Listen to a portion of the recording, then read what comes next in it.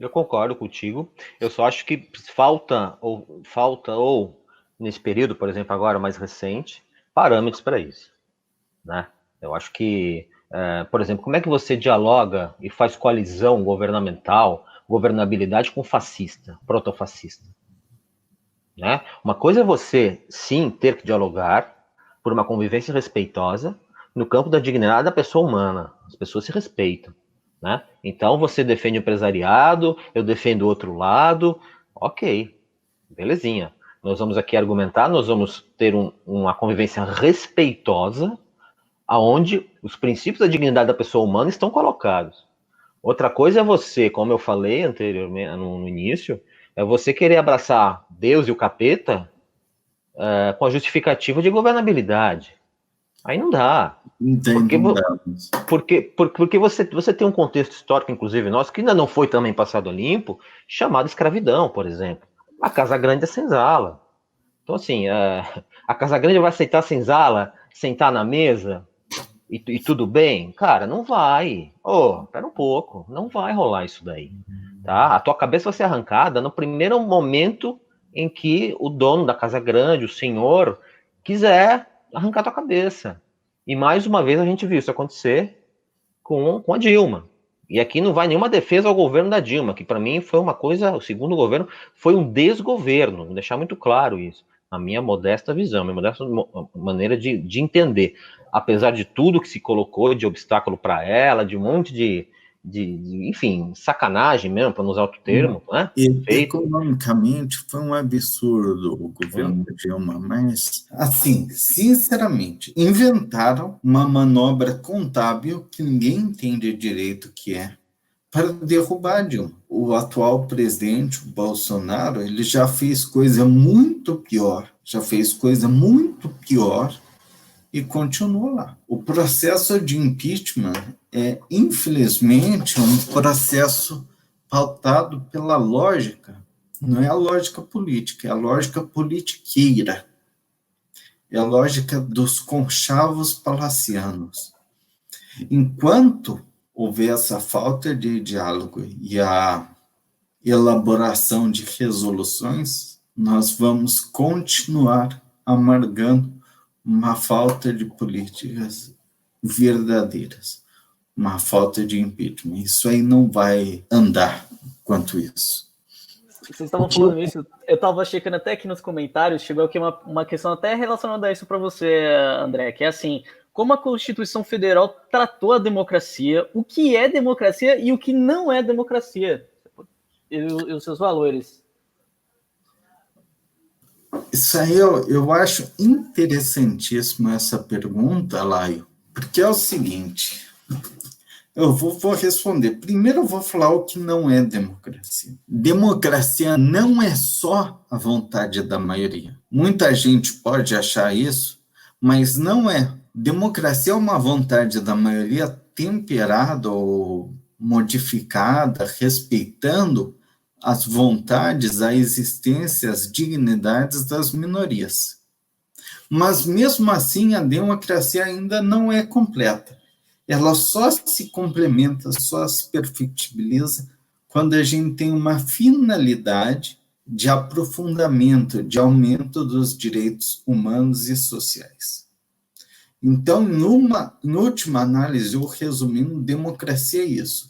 É a vontade da maioria que respeita a dignidade das minorias, sempre com a finalidade de ampliação dos direitos humanos, incluídos os direitos sociais. A Constituição Nacional, quando ela já no artigo 1º, ela determinou, e eu gosto sempre de lembrar isso, a Constituição manda, ela não aconselha, ela não dá um conselho, não dá um aviso, não dá um toque, ela manda. Então, quando ela determinou que a República Federativa do Brasil fosse constituída como Estado democrático de direito, ela trouxe a democracia para as próprias estruturas sociais. Ou seja, a gente, ao invés de falar República Federativa do Brasil, seria até mais poético e mais correto falar em democracia brasileira. ou democracia do Brasil. O nosso Estado é eminentemente uma democracia. Não existe alternativa. A gente não pode pensar em outra forma de governo, em outra forma de organização social. A gente só pode pensar em termos democráticos, em termos da concretização e ampliação dos direitos humanos. Então, todos nós temos esse dever, um dever de aprofundar, de concretizar a democracia, a entendido que a manifestação das vontades, a coordenação das vontades das maiorias, das minorias, mas no sentido ou com a finalidade com vistas à concretização, ao aprofundamento dos direitos humanos. Sempre entendidos em direitos humanos os direitos sociais, por favor. Então, não há alternativa para qualquer brasileiro, se diga patriota ou se diga cidadão, a não ser defender a democracia, a não ser defender os direitos humanos, a não ser defender uma sociedade justa, inclusiva, uma sociedade que traga, em que o Estado cumpra ou organize uma série de serviços que possibilitem a emancipação das pessoas. Por quê? Porque não é livre quem passa fome, não é livre quem tem saneamento básico, não é livre quem tem seu trabalho precarizado, ou quem está na informalidade ou no desemprego. Não é livre uma pessoa que não tem sua dignidade completa. Cada um de nós precisa trabalhar, em última análise, por essa liberdade democrática, também entendida como justiça social. É mais ou menos por aí. E a Constituição manda. Não tem outra alternativa. Manda peronomútil, né? É complicado. Ela manda. Se as pessoas cumprem ou não, são 500. Chegou até aqui pra gente do Samuel, ele mandou até uma notícia aqui pra gente, aqui, ó. Parece que ontem houve uma reunião da alta cúpula militar com o Maia e o Alcolumbre, desmentida pelo próprio Maia, né? Que ele eu tenho notícias que essa reunião efetivamente ocorreu. O que aconteceu foi que eles enquadraram o presidente Bolsonaro, tanto que hoje ele já apareceu mais manso, só que não é que ele está crescendo, ele está até diminuindo. Ele está perdendo o capital político. Só que enquanto ele continua nessa vociferação ou nessa gritaria, as políticas ou a necropolítica está passando ao largo e ninguém faz nada contra isso. Bolsonaro é o grande fantoche que acaba iludindo todo mundo, enquanto aquilo que realmente importa, a precarização trabalhista, a destruição do SUS, a destruição da educação, continuam passando. Está todo mundo pedindo o impeachment do Bolsonaro hoje, e o do Weintraub, e o do Sérgio Moro, e o do Paulo Guedes. Quando virão? Será que virão? Vou até falar, e a Damares. E outra coisa, e cadê o Queiroz? Que ninguém fala mais disso. Marielle. Marielle também. Ou seja, o Bolsonaro é um bufão que fica lá fazendo as estripulias dele, a sociedade fica escandalizada, mas aquilo que importa a gente está perdendo de perspectiva, de foco. Eu queria ver um panelaço em favor da Marielle, não contra o Bolsonaro, mas em favor da memória da Marielle, do Anderson, ou em favor da democracia, em favor do aprofundamento dos direitos humanos, em favor de um sistema público de saúde que seja de qualidade, um sistema público educacional de qualidade, um sistema de segurança pública, segurança social de qualidade, e isso nós não estamos enxergando no momento.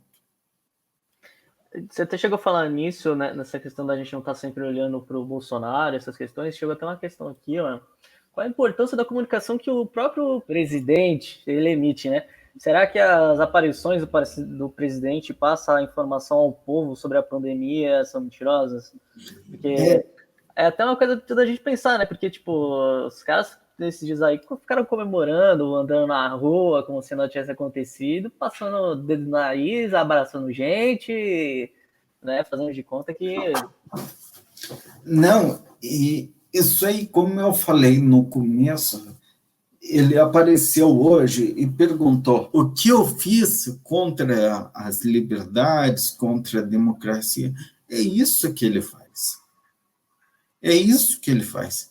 Ele passa uma comunicação dúbia. Quando o Bolsonaro aparece no meio da rua, várias pessoas que, às vezes, por trabalhar muito, não tem tempo, e isso é uma questão que a gente precisa falar, como o tempo está se massificando hoje em dia, está se perdendo em nome de um trabalhismo doente. Então, uma pessoa que não consegue refletir ou não consegue ter um pensamento crítico minimamente adequado, acaba vendo as manifestações do presidente como uma orientação de conduta. E, nesse sentido, nós vimos pessoas deixando quarentena ou pessoas participando dessas carreatas de morte. Então, a comunicação presidencial ou o gabinete de ódio passam essa mensagem dúbia para a população.